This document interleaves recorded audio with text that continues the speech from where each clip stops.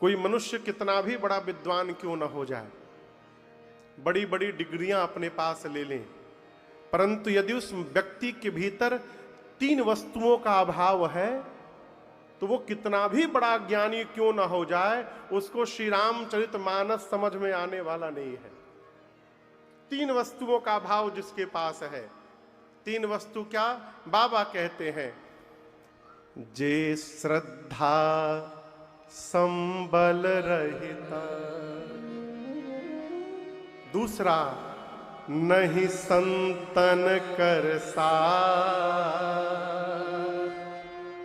तीन कहूँ मानस अगम अति, तीसरा जी नहीं न प्रिय रघुनाथ।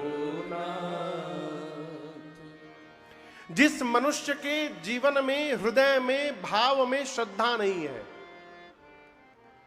द्विवेदी जी क्या नहीं है? श्रद्धा नहीं है।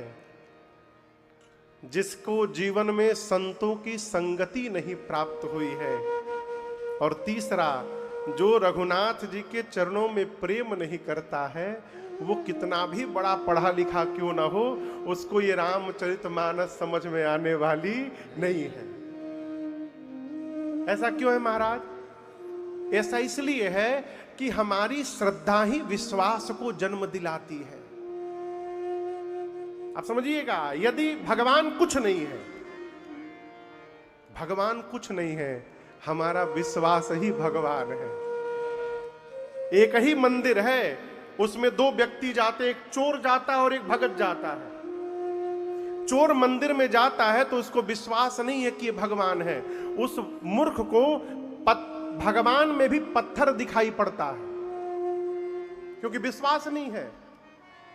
और विश्वास नहीं है इसलिए वो पत्थर दिखाई देता है और वो मुकुट चोरी करके लेके चला जाता है।